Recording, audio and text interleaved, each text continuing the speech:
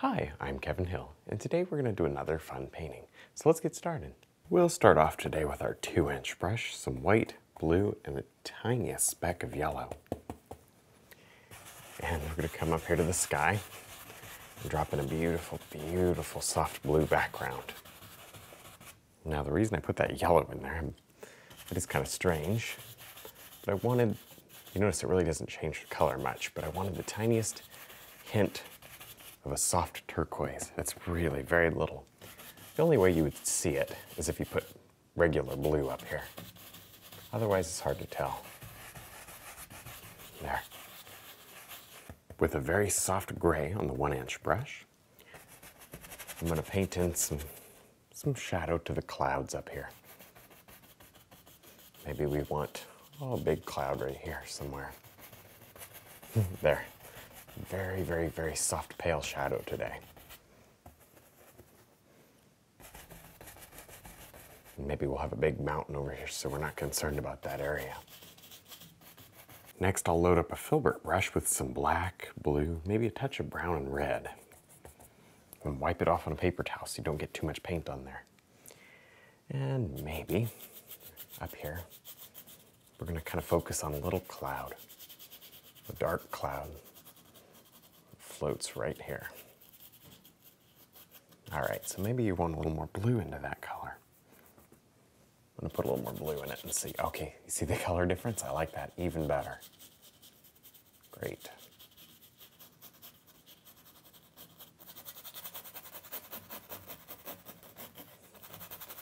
Next, I'll pick up a little bit of white and yellow on the Filbert brush and begin to brush in some clouds up here, some highlight to the clouds.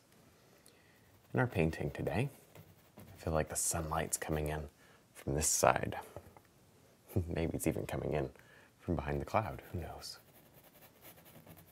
But I'm going to have the highlight on the right-hand side of the clouds. There we go. And feather it right back in, very soft. It doesn't take too much, just a bit, not a lot of paint. Really don't want you to put too much paint on the canvas, because if you do, it'll become too slippery and you won't be able to paint over it. You're just not going to have a good time. So be very careful about that. Now I'll just take our Filbert and brush in a little bit of an underpainting to these mountains. Something like that. The base of these are going to be covered with trees. And I started to kind of put a couple of trees in here. There we go. This is pretty quick and easy. Just kind of brush it right in. Changing the color slightly every time you reload is a good idea. Kind of just keeps it new and different. Now this one needs to be a little lighter. There. Just add a little white to that color. Next with our Filbert brush and some white, brown, and yellow. We're just going to drop on some highlight here to these distant mountains or cliffs. Just like that. Maybe this one kind of juts out just a little there. You can change your mind as you go along. That's completely fine. There. And I'm softening it back. You could use the knife, and we might do that later. But this mountain's pretty far away. So I don't want too much texture on it. That would bring it too close. Save the knife for the beautiful detail areas in the foreground, or a nice mountain that's a little bit closer. Next, I'll load the Filbert brush with some black, green, and a touch of yellow, just to lighten it up. And back here, we're going to have some beautiful little evergreen trees. And you can paint evergreens so many different ways. But today, I'm going to do them with the brush, the Filbert brush. There. And just go over and over and over again. You can kind of smudge them. I like to smudge them a little as I go, because that gives me a better effect. At least I like it better. You can have some that just are blurry like that. And you can put them in pretty quickly. There, and make a few more detailed.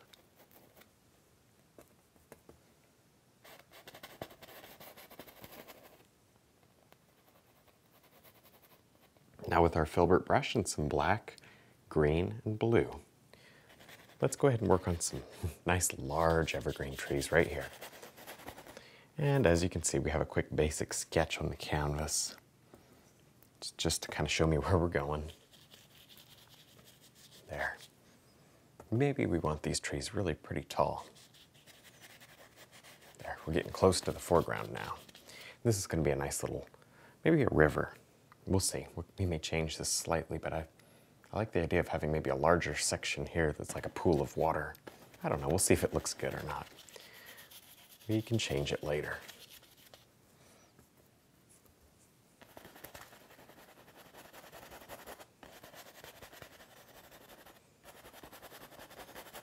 And then we can put some detail on these trees just by tapping. And this doesn't show up too good, but we'll highlight it. Then you'll see it easily. Now with our Filbert brush and some very, very bright yellow, green, and white. Let's work on a little meadow back here. Maybe let's change the angle. Maybe this comes down like this. There we go. You can do any different angle that you want. Make it very, very bright. And I know this seems weird. It's kind of a weird way to do it. But it's easiest if you start with this very, very bright color first. And then you work your shadows in, because this way you get it 100% bright. Completely bright as you can get it. See this?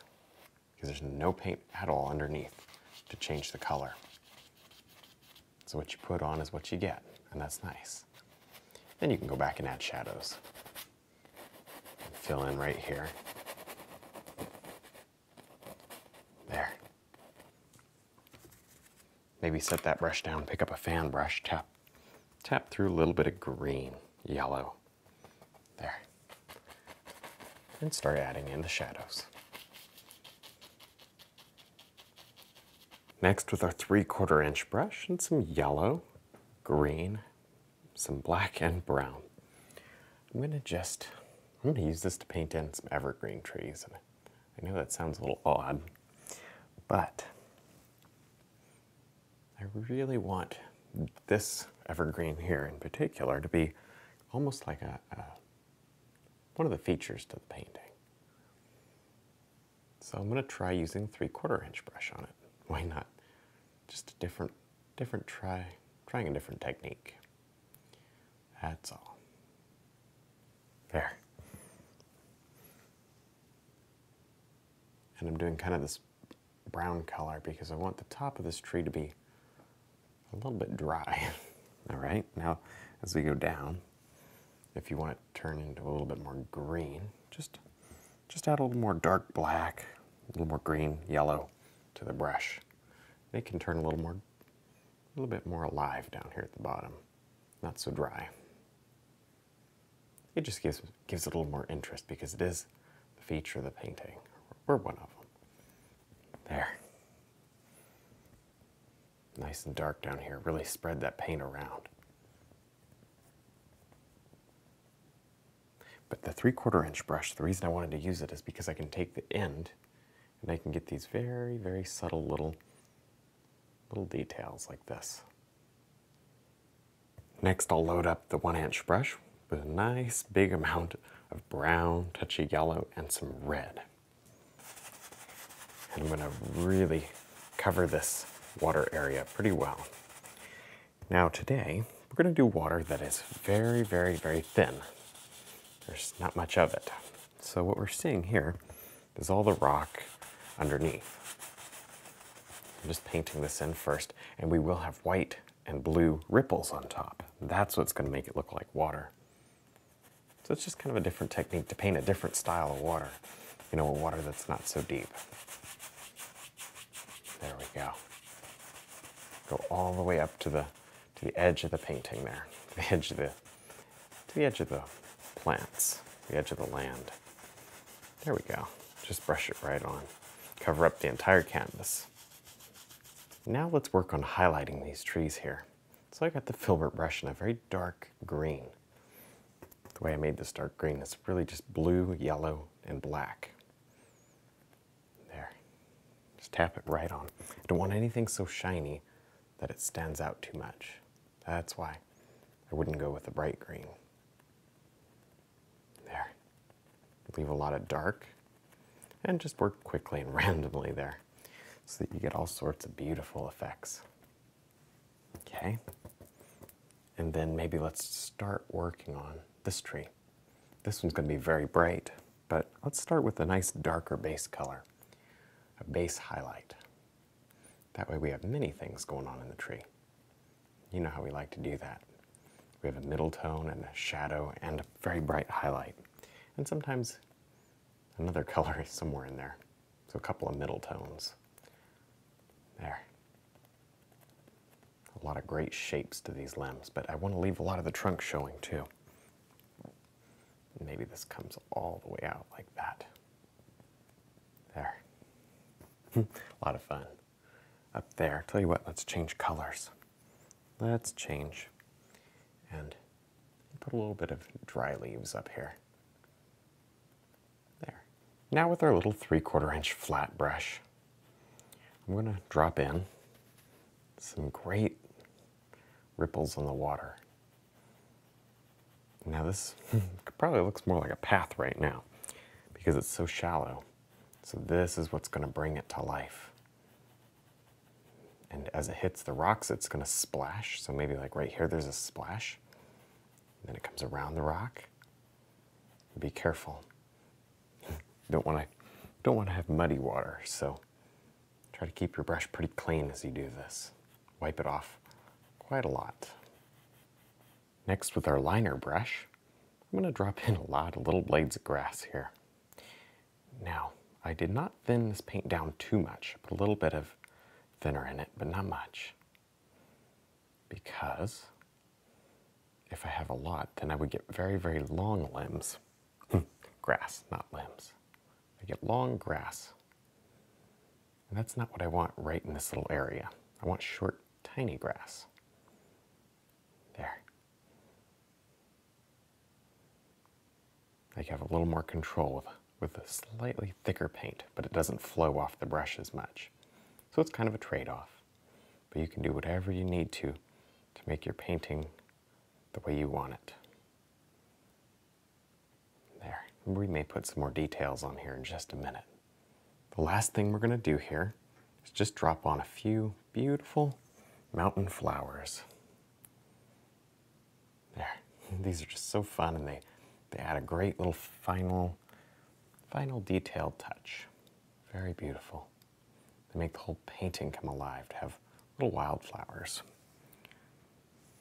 There. And this really gives the painting a lot of extra interest, and it makes it much, much nicer. There.